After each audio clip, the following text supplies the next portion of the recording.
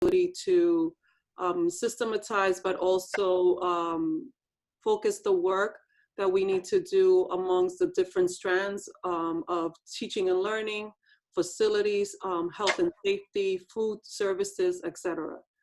We will then talk about the scope of the project and the framework that and guidelines we need to fulfill and follow to complete the work.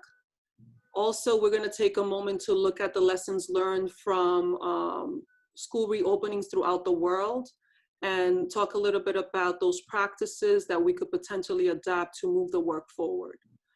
And lastly, we're going to talk about, in terms of constraints within our current building and scheduling structures, what the new normal is going to look like.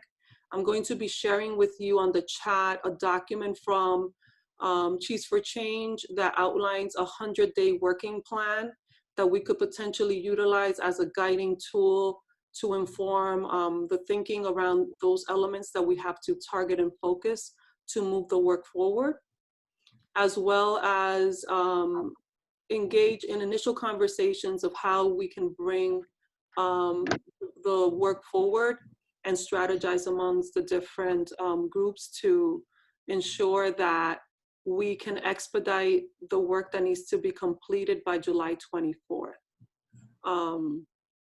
So that just gives you an overview of the agenda that we're going to be focusing on today. Just to go back to our charge, this task force is going to be responsible for thinking through what reopening will look like for the fall. We're going to be looking at this work in 3 domains. The first category of this work is looking at the possibility that we will be engaging in live teaching in the classroom with most of our students, unless our parents choose differently. We're also then going to look at a blended option that we might have to turn to if conditions shift within our community. And then finally, we're going to have an opportunity to look at the current program that we had in place, which is distance learning for all students.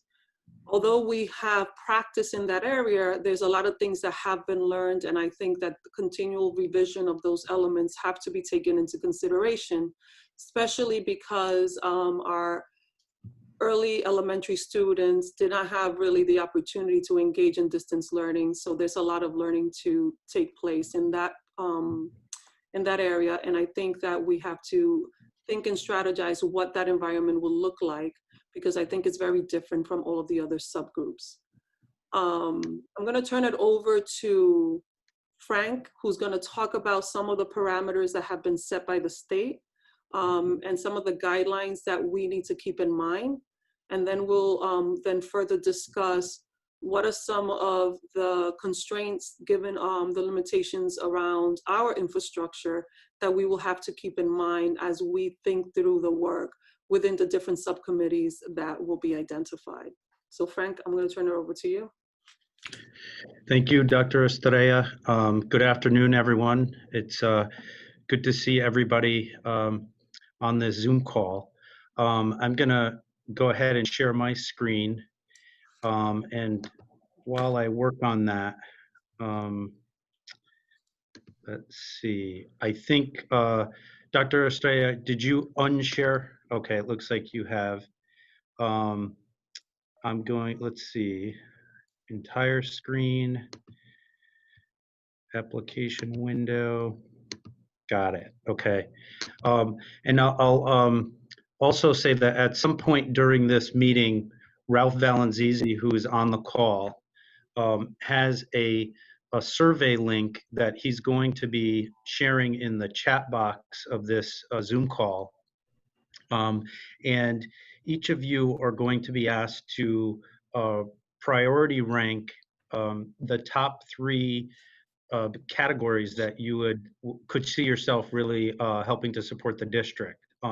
So why don't I actually, Ralph, if you're on the call, can you take a couple of minutes and just take the group through that so that they can do that survey and then we can get into the next portion?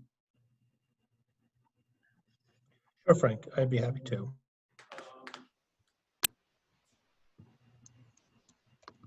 I just muted myself. The link is, sorry, I'm going to get some feedback here. So the link itself is actually already in the chat room.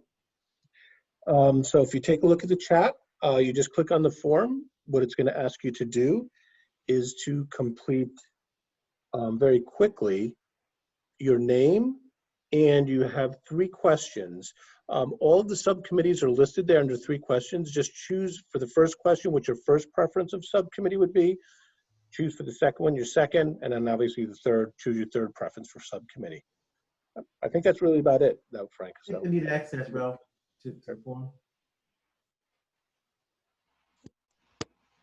Ralph, it looks like some of the participants are asking to request access. So you may Okay. have one more step on your end. Yep, I will. I'll look into mine. I'm just going to put myself back on mute, and as they're coming in for access, if anybody's not able to get in, I'll give you access in just a second. Very good. Can everyone see the document that's on my screen that I'm sharing? Yes. Okay, very good. So as everyone knows on this call, the state of Connecticut has asked each local school district to develop a reopening plan for the 2020-2021 school year. And that plan must be submitted by each school district in Connecticut no later than July 24th.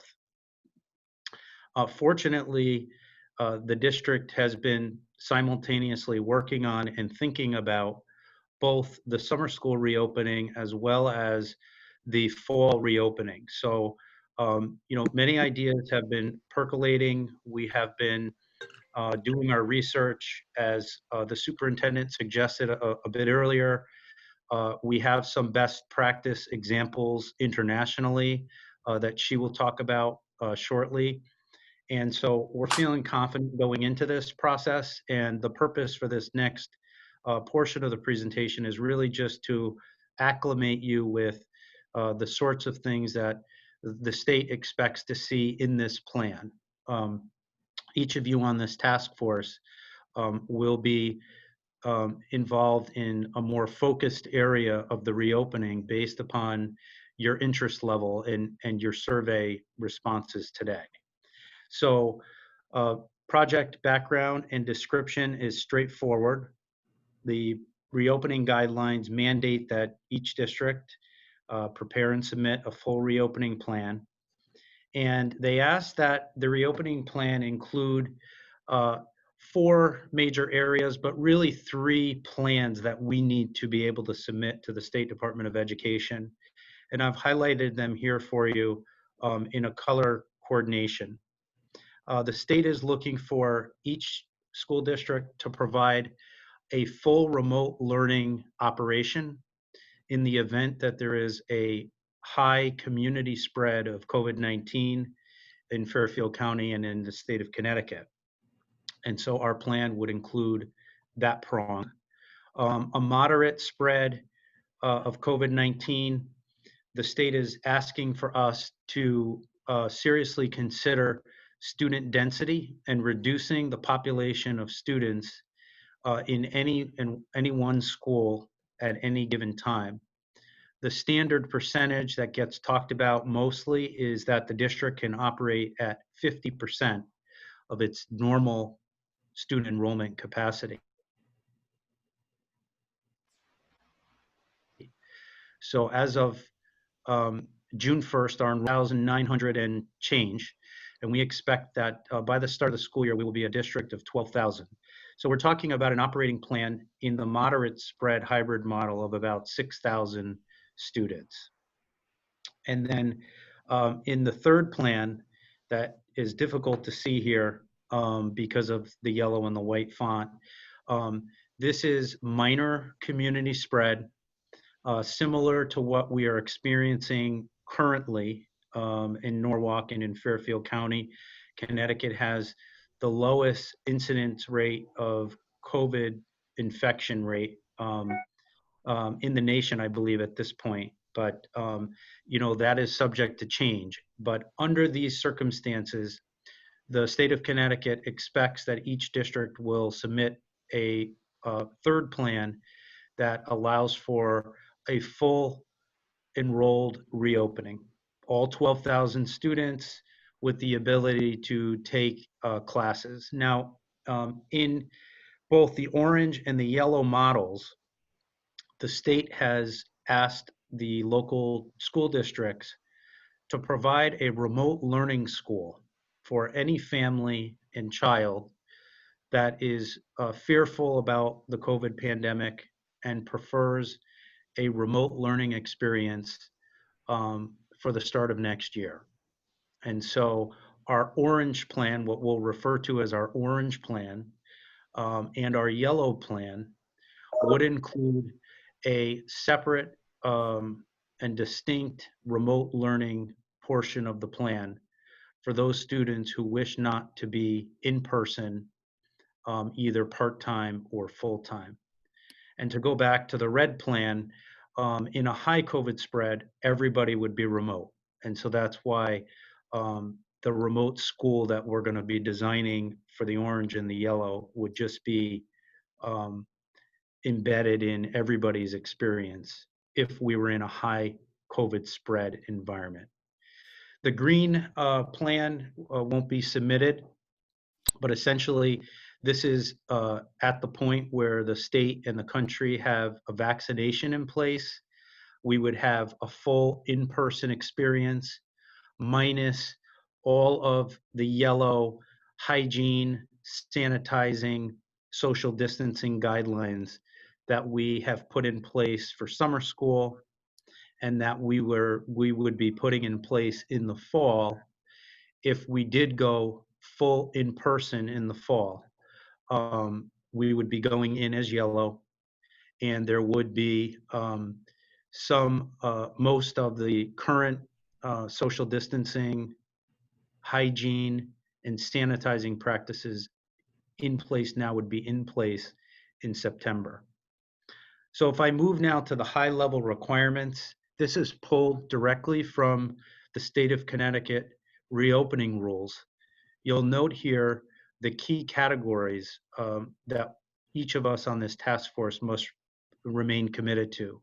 Safeguarding the health and safety of students and staff, allowing all students the opportunity to return into school full-time, beginning in the fall, monitoring the school, students, and staff, and when necessary, potentially canceling classes in the future to appropriately contain COVID-19 spread. And for those of you, you probably know that we've had an instance of this in summer school, and the district has been able to effectively close down a school to prevent the spread in the community. Next, emphasize equity and access to support students and communities. As everybody knows, this closure has had a devastating impact on those students that most need in-person instruction, tier 2, tier 3 instruction, etc. And so we want to be able to level the playing field in each of our 3 plans that we submit to the state on the 24th of July. Fostering strong two-way communication between the district and families and partners and health experts. And then lastly, factoring the physical safety, social emotional well-being, and the mental health needs of students when we are not in school in person. So after giving this quite a bit of thought, superintendent has determined that these would be the core areas of work for this task force. And the survey that you're completing or have completed focuses on these areas. Co-curricular, which includes athletics, band, extracurricular activities for students, and camps. And that includes after the regular school day has ended. An educational plan for elementary school, middle school, and high school students that would include specialized services. A family and community engagement subcommittee that will build out a plan for that engagement in each of these three different potential COVID spread scenarios, a finance group, a food services team, health and safety, schools, facilities, special education, transportation, technology, and talent and staffing. Below here, I know that Dr. Estrella has talked about this, but the charge is to plan and design for and adapt a set of district learning models that will meet the health, safety, and learning needs of all students and staff as the community spread of COVID-19 changes over the course of the next school year. And in particular, the community spread determinations are made by the state's health department in collaboration with each local health department. And the deliverables for us as a task force include submitting on July 24th our comprehensive plan that includes a district plan for a red environment or the full remote, a district plan designed for a hybrid model that reduces the in-person student population to about 50% of full capacity, and a yellow plan, which would be very similar to what we have been thinking about and what the state has articulated up to this point, which would be we would begin the year in late August and early September, returning students fully, with the exception of those families that opt out of in-person learning and desire a remote schooling experience for the 2021 school year. And what you'll just see here is the components of our project proposal that will be filled out as these subcommittees do their work and have the opportunity to present those developing plans within the subgroups and across the subgroups. The task force subgroups are listed here, and I've talked about them. I believe that more or less gets us through this portion of the presentation. The implementation plan we will build out through the next couple of weeks as a group, as a full task force group, and working in the subcommittee groups. The high-level timeline we've talked about and the schedule we've talked about. So we're essentially planning backwards from July 24th, a submitted final plan.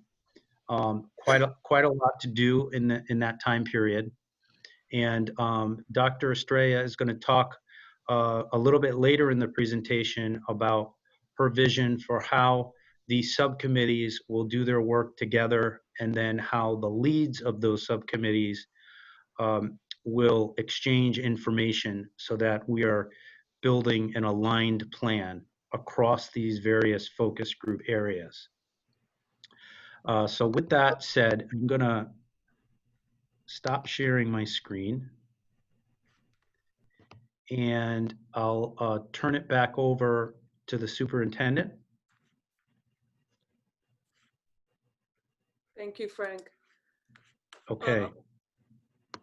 So I wanted Frank to give a perspective in terms of the state expectations around the work moving forward, because it sets the framework for us as we continue to engage in this process. The committee that is meeting today, or the task force that's meeting today, we're going to set two additional conversations throughout the scope of this work until July 24th to kind of embrace the findings and work that every subcommittee has identified. So I want to just provide you with the scope of what the focus of today, as articulated earlier, but also what the focus will be for the next two additional meeting times. So today our main focus is just understanding the comprehensive expectation from the state. Also looking at, which we will discuss in a little bit, some of the international school system structures that have already been established by some countries around reopening. thinking about the how, like really thinking about the physical capacity constraints and scheduling practices for the fall. And then finally outlining the roles of the different subcommittees that Frank already articulated. Wednesday, July 15th, we extended the time for an additional 30 minutes because during the July 15th conversation, we're going to be testing our reopening preparedness by looking at what the design is within the different subcommittees, and these different subcommittees will come together to talk about their plan of action and how their plan of action is interconnected to other subcommittees. So one of the things that we were initially discussing was to start off with the educational frame for the work ahead. So as Frank articulated, depending on the number of cases, we would have to modify the work how we incorporate learning within the system. So if we have all students coming into the schools, and that is the model that we are articulated, the subcommittee has to design a plan of action around that and what that means, and subsequently for the other potential frameworks.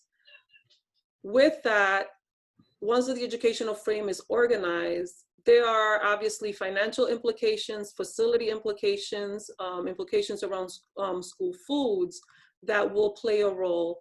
But unless we understand the educational model first, it's very hard for us to work around the other components. So the first subcommittee that needs to quickly articulate and design their plan of action would be the curriculum and instruction group. And the way that we are then looking to continue to transition the work is that once these subcommittees have been identified, the leads within these committees will then inform the findings to subsequent subcommittees throughout the system, so that as the different subcommittees are designing their plan, they're each informing one another about the practices that are being embedded and the implications of that work. Mr. Thomas Hamilton is going to be cycling around all of the different subcommittees, because part of what we're going to be looking at is the implications, the financial implications that will exist as a result of what each subcommittee recommends the potential design will be, given the parameters that have been articulated in terms of the overarching focus of the instructional models that we will have to work around. So Frank and I, as the co-chairs of the committee, will work with each subcommittee to outline a calendar of action so that by July 15, we can have the different subcommittees present some of their final findings and drafts of what they expect the work to look like for fall reopening. Then on July 22nd, our goal, and we will probably have to extend it from 4 to 5:30, but we'll see how July 15, how the scope of the work moves along on July 15.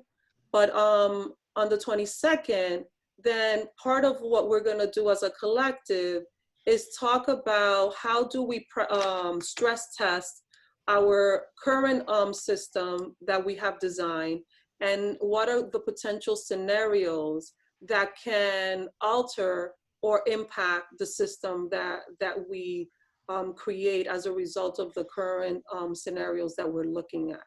And that will give us an opportunity to look at different what if possibilities and how could we then address those potential situations.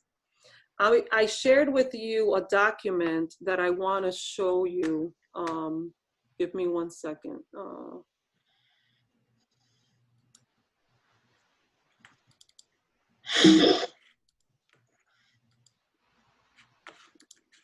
Sorry, this thing is not working as I wanted to.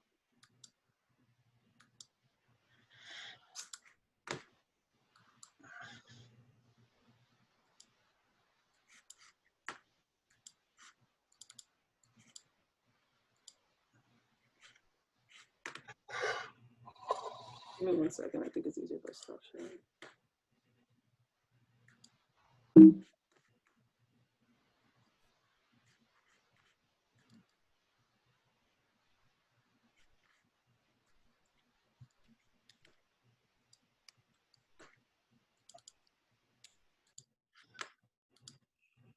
So I shared with everyone this Excel document. It's a sample of looking at a plan of action to prepare schools for reopening.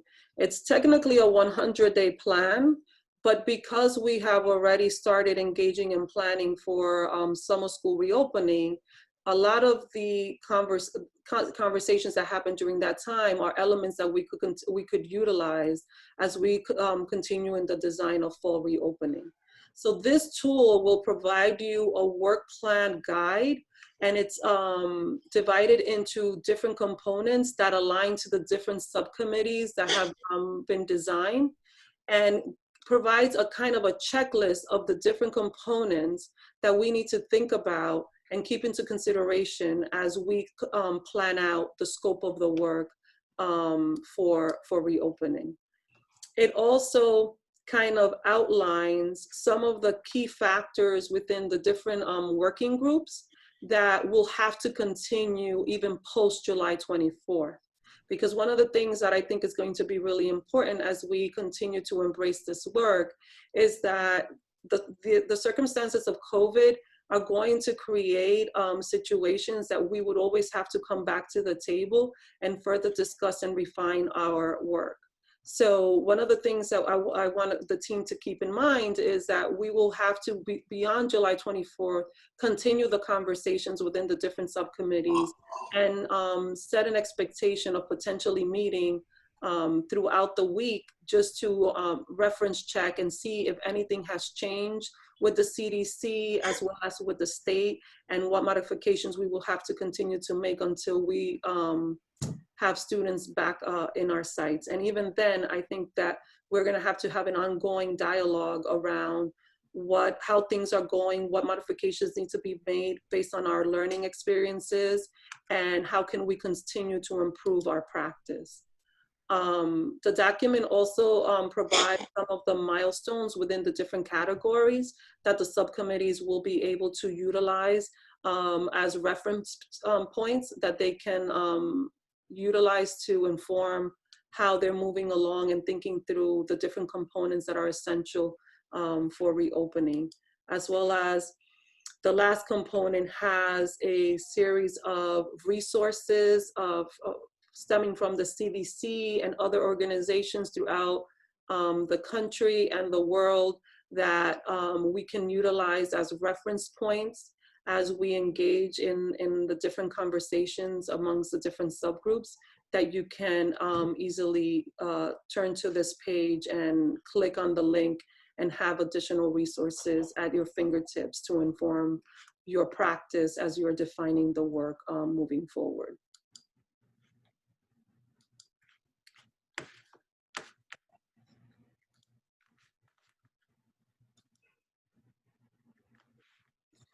The other piece that I also wanted to provide as a frame of reference to the team is just looking at the global perspective around reopening and what other countries throughout the world that have students attending school at this point, in some cases full-time, and in others in staggered ways, what their plan of action has been, and the impact of that plan of action. I think everybody is very familiar with Denmark and the success that they've had around reopening and some of the practices and strategies that they have put in place. This is a hyperlink to this tool, so I'll share the PowerPoint with everyone. The hyperlink provides a research document that speaks to, and I'm just scanning through it so that you can see, speaks to some of the protocols and learning that happen as a result of the reopening in these different organizations. So I just wanted you to know that that is there as a resource as well because I think it's going to be really important to look at other best practices throughout the world, and utilize those to inform the work that we need to embrace moving forward. And just to reiterate in terms of the subcommittees, these are currently the subcommittees that we have outlined based on what we know are essential components within the system. If anyone feels that there's a subcommittee that is not included, but you feel is pivotal to moving the work, we are open to that feedback and making modifications, because this is going to be a learning experience for all of us. These are the lead facilitators of these subcommittees, and they will be the point person that will work with other subcommittees to interconnect the work that's happening within the different groups. I'm going to be sending out a press release at the end of this conversation today, where it's going to open up the floor for anyone within the school community as well as the community at large to sign up for one of these subcommittees. In that release, it's going to stipulate that these subcommittees are going to be approximately at most 7 individuals, because we want to keep the size manageable so that the conversations can take place in a fluid manner and that actionable steps and outcomes can come from them, because we don't have, as articulated before, a lot of time, and we want to start moving forward with creating drafts that will inform each other's practice so that we can work towards creating a final document with the outlined strategies before July 24. So this is kind of the outline of the different subcommittees and why it's important that everyone hopefully completed the survey, because it's going to provide us a lens into each individual's preference and interests. So I'm going to now open it up to Q&A. I know that this was a lot of information, but we wanted to give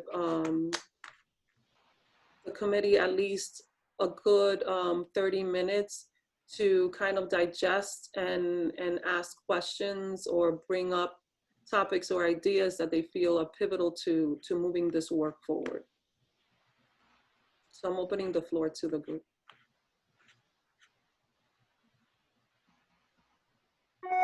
Dr. Estrella, Doug Marchetti from Norwalk High School. Any kind of template you want us to use as we're doing this report, or just as we're putting the work together in whatever format we put it together? Is that acceptable, or is there a certain format you'd like it in? So we will send you a tool that you can infuse the information so that we keep the information consistent. Okay. That's forthcoming. Thank you. Hi, Jen Katona. I'm working with Doug for extracurriculars. Do you have a thought or a plan that we should be moving forward as if all extracurriculars are happening, or is that something we will be discussing and make recommendations on? And then also with some people being hybrid and remote, is that part of our charge to provide recommendations on what we think, or have you already done some thinking around that?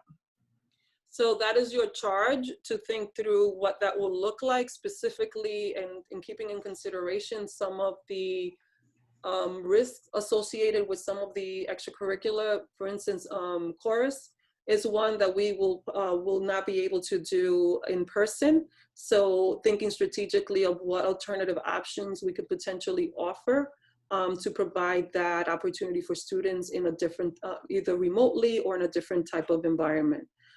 So that's just one example of a particular extracurricular that is high risk, and you would have to work collectively to think through what are some of the potential strategies that we can utilize to address some of those challenges. But in a, thank you, yes. But for example, elementary, we're gonna assume that there's still beyond the bell, and or not that term, but after school activities, even at the youngest in K-12. Is that, am I making sense? So one of the things at the elementary school level, and Frank, I believe, touched upon this, is that students have to remain in cohorts.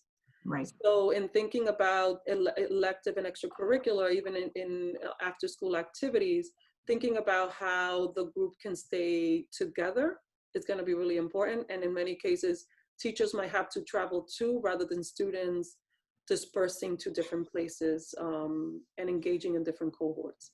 I know at the high school level, it's going to be more challenging to accomplish a cohort model. The benefit of that, of the high school though, is that they are older, more mature, and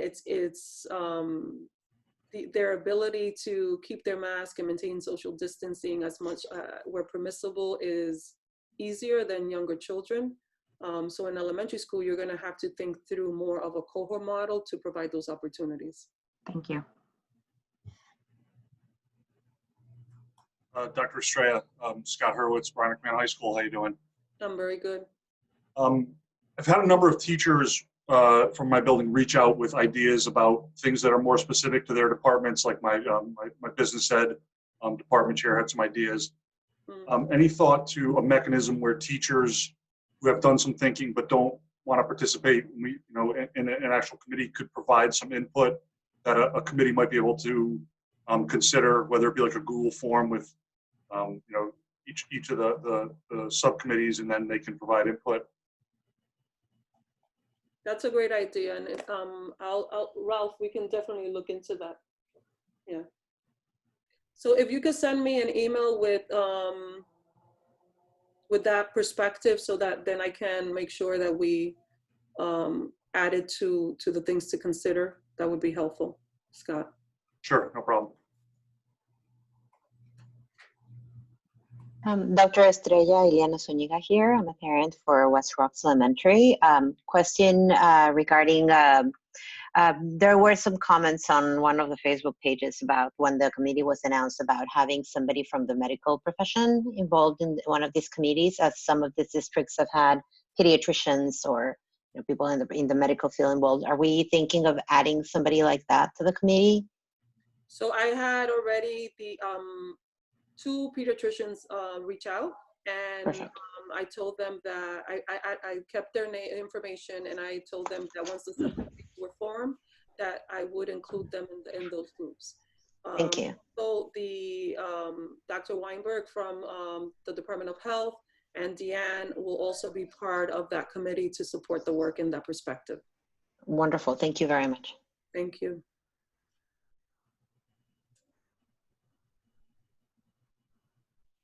Dr. Estrella, this is Michelle Robinson from Ponas Middle School.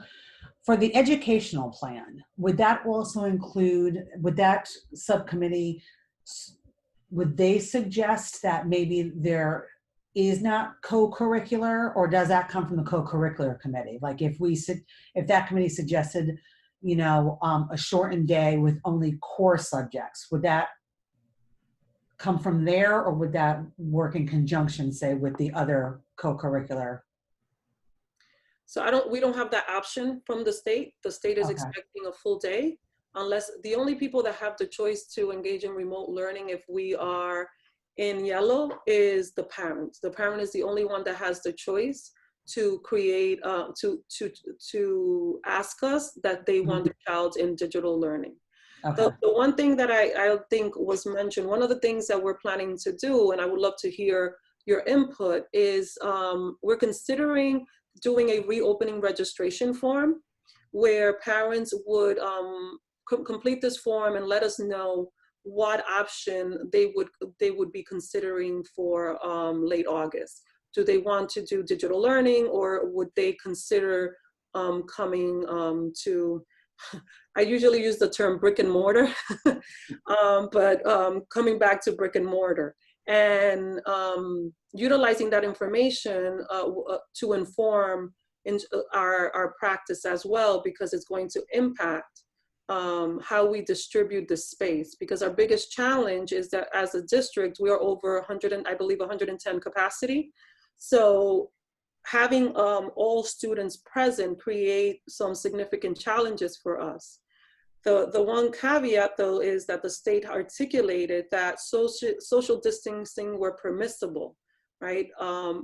It is a term that they use. Our goal is to provide social distancing wherever possible. So depending on how many students engage in distance learning will impact how dispersed students will be throughout the different campuses. So doing the re-registration is going to be really helpful for us. And I don't know how you guys feel about that in terms, well, we call it reopening registration because it's really not a re-registration, but will give us a perspective of what numbers are we potentially dealing with in late August, September, when we open up, if things continue as planned. I think that would be huge. And then in terms of the programming, the curriculum group is going to be the largest because that group is going to be split up between elementary, middle, and high school. So we're going to have 7 individuals in each subgroup supporting that work, because we want to make sure that we have diversity of thinking around the different subgroups, because the learning experience is so different that we want to make sure we give enough people within the community an opportunity to really bring out their expertise and their very best thinking around what we could do given the current circumstances that we're in.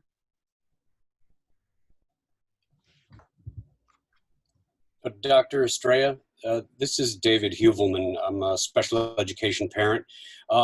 I think the idea of the survey is a great idea. I think that's a positive for working forward on this. Might I also suggest that within special education committee that we find a parent from NECC as well. I think that's an important key of our community. Can you email that to me, David? And David, you could call me Alex. Okay, Alex, yes. Everybody can call me Alex, by the way. Okay, that's a good point. Thank you for that. And even with special ed, we might want to consider, Yvette, I don't know your thoughts, we might have to expand that team to look at different grade bands as well, because that's very, the learning experiences, even in that perspective, like in any other curricular situation, are very unique depending on the grade band as well. Brenda and I were thinking about the instructional collaboration across the bands, and then having the special ed subcommittee really focus on the process, procedures, and compliance. So we've already spoken about having NECC representation on the early childhood committee of the curriculum and instruction. Thank you for that. And I think one of the things that we also have to keep in mind, just thinking about access and some of the challenges that presented themselves for the district at the beginning of this process, is really thinking about the pre-K to 3rd grade work, because these children were really just doing paper worksheets for a significant amount of time. So we have to think about the learning loss that has happened throughout the past few months, and how we need to look at teaching and learning for these children, so that we can, in many perspectives, accelerate their experience, because there's a huge equity factor here also that we need to think about, especially for those children that had essential working parents that were in the field working and might have not had the opportunity to get that additional scaffold to support at home, and might have missed out of a significant amount of learning. So I'm going to urge the teams, as you're thinking about the work, that you keep in mind the perspective that there's some children that are going to need some accelerated interventions to address the learning loss that has happened within the last few months. Because we have to be realistic, there was an essential amount of learning loss that we have to account for, and we need to make sure that that's something we keep at the forefront of our conversation as we move forward. Caitlin Engel, Narragansett parent as well as Norwalk teacher. Has there been any conversation concerning the elimination of standardized testing as there was at the end of the school year last year? I know that that's in conversation. I know that there has been advocacy around that perspective. I haven't heard yet if there has been a determination or a decision made around that. But I know that people have been advocating for that possibility. Yeah, I think. Sorry. Oh, sorry. I think that would free up a lot of time for us to kind of backfill some missing areas in teaching. And I will follow up with. Frank and I were on a call today, and I know that came up as one of the questions. But I didn't hear, they didn't give an answer to that question.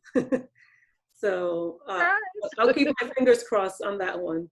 Okay, thank you. A lot to focus the work on bringing children up to speed where they need to be. Yeah. Hi, Alex. This is MJ Corona. I'm from Norwalk Axe. And also I have 2 daughters at Brian McMahon High School. I have a question regarding the social emotional well-being of all of the adults, because the kids will not learn unless they feel like they're safe, and adults will have a very challenging time teaching, being in a place where they're not comfortable.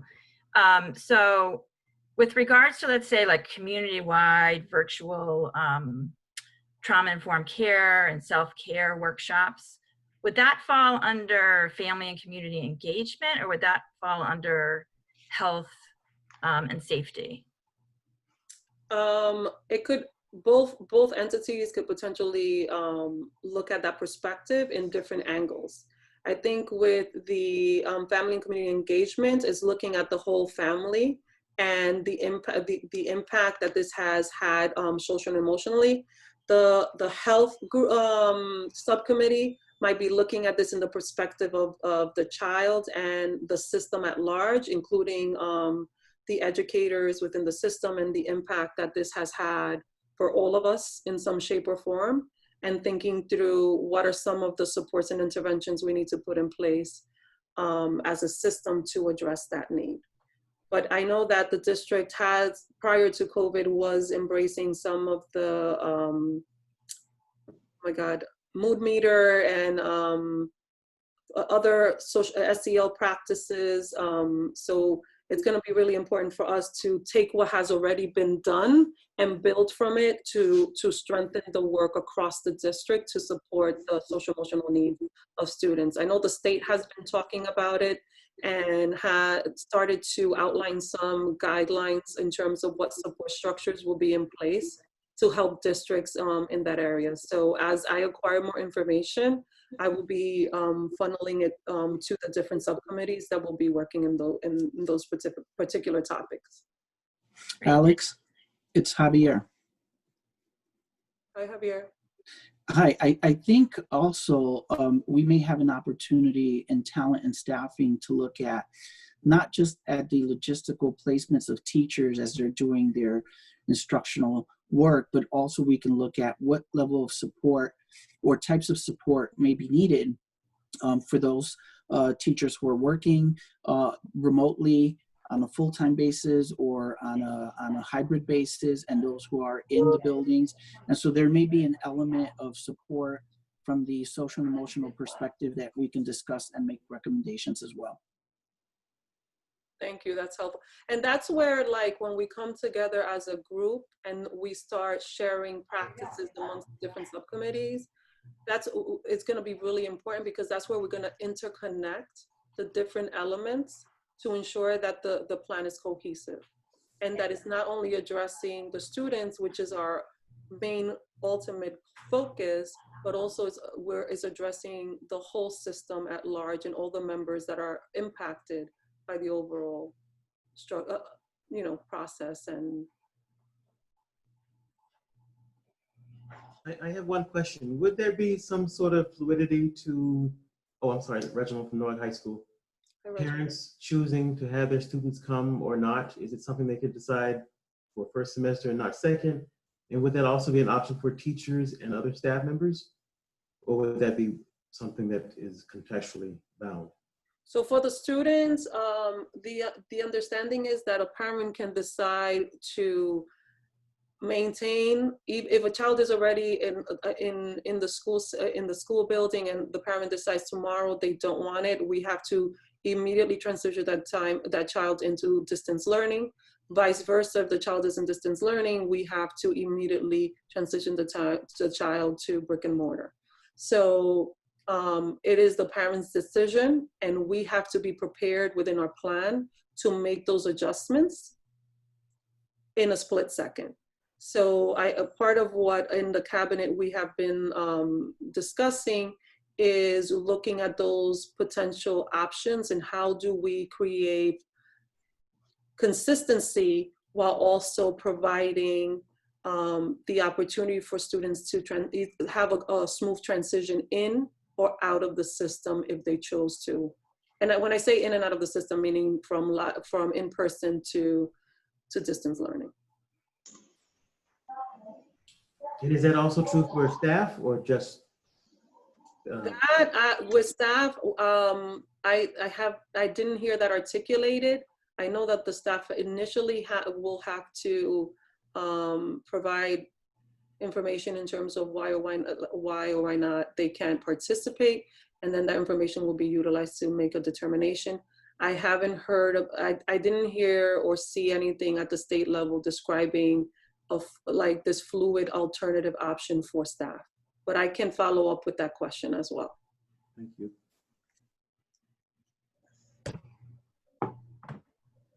Alex, I'm wondering about, this is Mary Jordan, I'm wondering about a communication plan. We're about to embark on really important work, and it looks like a lot of work. And I think the community at large, parents and employees, all need to know what we're doing. I see that we have 3 main meetings. Is there a plan to communicate this out? I see that we're recording, for example. Is this recording going to be available? I think the more input we're hoping from, like what Scott Hurwitz mentioned, those can be valuable opportunities for employees to submit suggestions if they understand the conversations that are occurring, if they understand the framework that we start with, they will be more likely to accept the frameworks that we end up with. So you're right, it's being recorded, and it's because we were hoping to then place this in our YouTube channel so that the community has access to the conversations that are happening. And if they want to like have a frame of reference in terms of where the initial conversations are headed, they have this.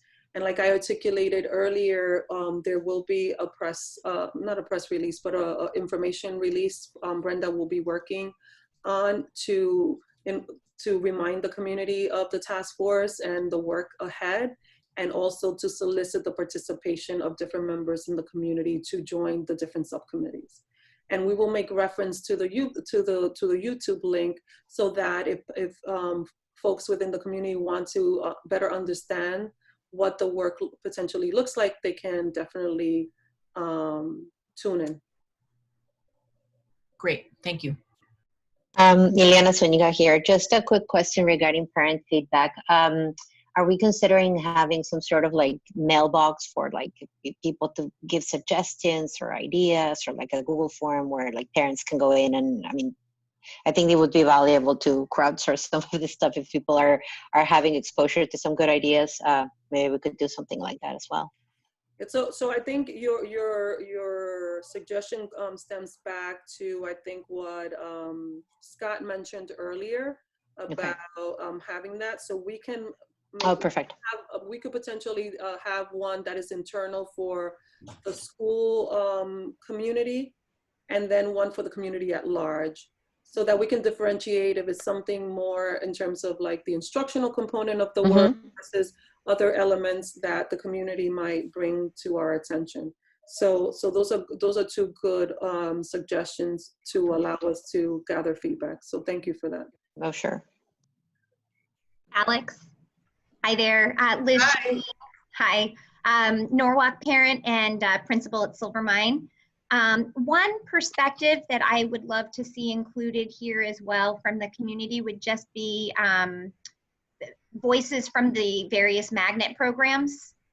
because I think each of those have very, very unique needs, and we want to make sure that the survival of these programs is, you know, at the forefront, and that our kids don't lose access to the current experience that they've had. So I don't know. I know Columbus, myself, Teresa is here, but something to think about.